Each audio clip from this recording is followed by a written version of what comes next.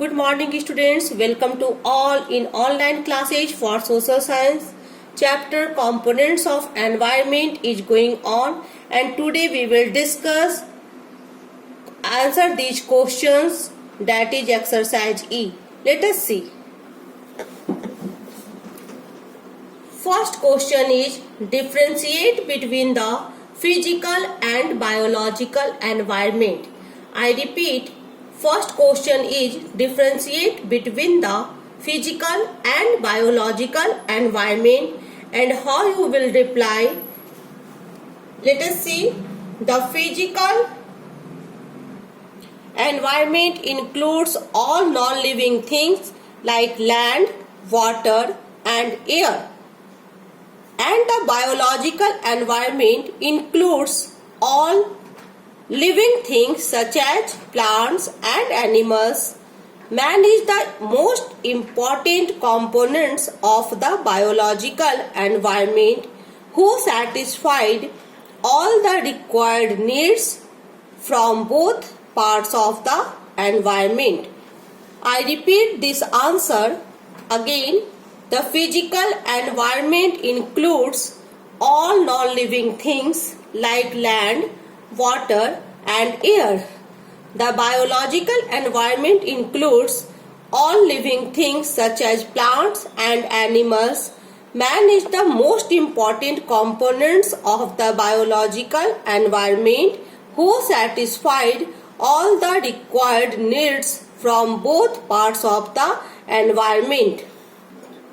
Second question is, why is the earth called the blue planet? The earth is called the blue planet or water planet because of abundance of water present on its surface. The water bodies that include rivers, lakes, sea and ocean cover 71% of the Earth's surface. Again I repeat, the Earth is called the blue planet or the water planet because of abundance of water present on its surface. The water bodies that include rivers, lakes, sea and oceans cover 71% of the Earth's surface. Now, your third question is define biosphere. Why is it important for us? Here you have to first write the definition of biosphere. After that you have to write its important. How you will reply? Let us see. Biosphere is the narrow zone of the earth where land, water and air interact with each other to support life. Again I repeat the definition.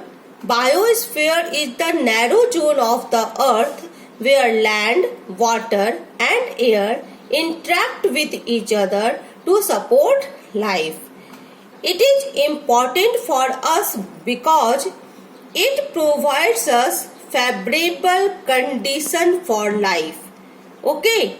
In second point you will write most of the living organisms like plants, animals and microbes present on the earth are found on or near the earth's surface of the land, water and air.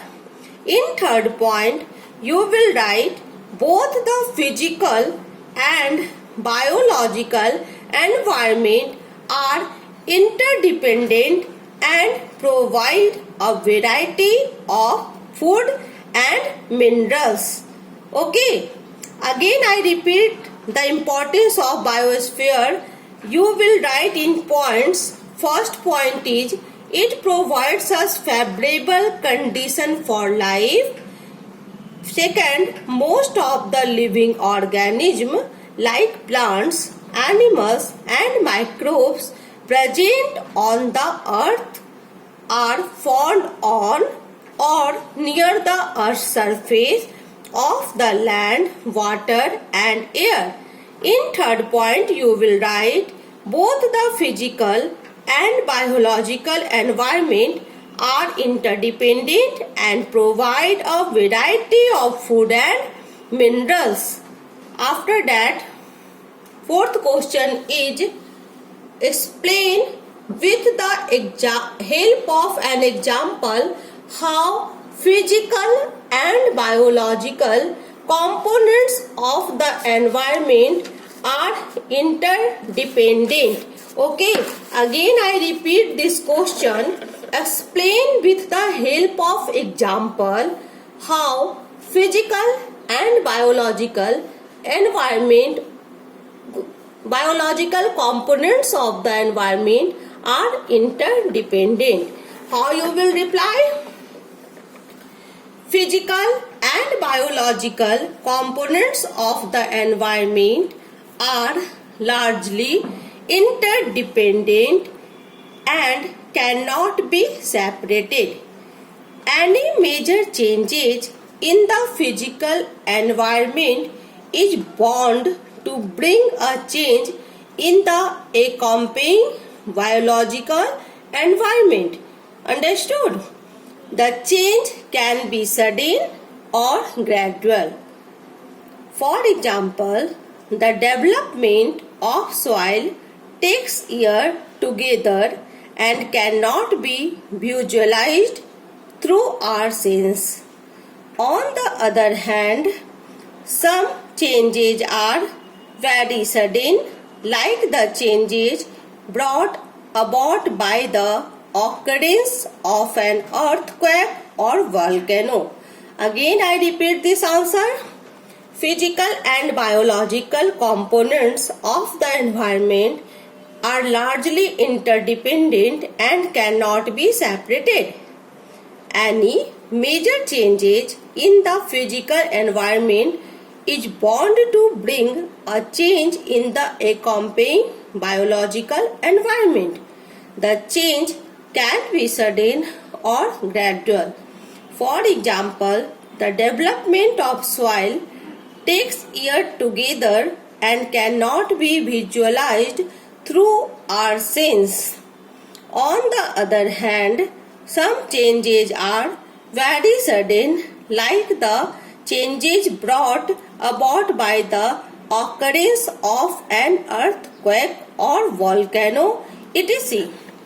Now, your last question is explain two ways in which human beings are disturbing the natural environment. Again, I repeat, explain two ways in which human beings are disturbing the natural environment. How you will reply? Human beings are disturbing the natural environment in many ways. However, two most important ways are number one, deforestation. Here you have to write answer in the point. First point is deforestation. The cutting of forest ruthlessly by human being has created many problems such as increasing in soil erosion, floods, landslides, extension of desert areas, etc. Again, I repeat this point. First, deforestation. The cutting of forest ruthlessly by human being has created many problems such as increasing in soil erosion, floods, landslides, extensions of desert area, etc. And the second point is pollution. How you will write? To make our life more comfortable, human beings have constructed factories, big industries, thermal power plants, using of large amount of vehicles, refrigerators, air conditioners are disturbing our natural environment badly. The increase in the amount of carbon dioxide leads to global warming. Because of these, we all are facing lots of pollution like water pollution, land pollution, air pollution, sound pollution, etc. Students, there are lots of points have to write in this answer. You can choose any points and you can give the reply to your own words. Okay, that's all for today. Thank you and have a nice day.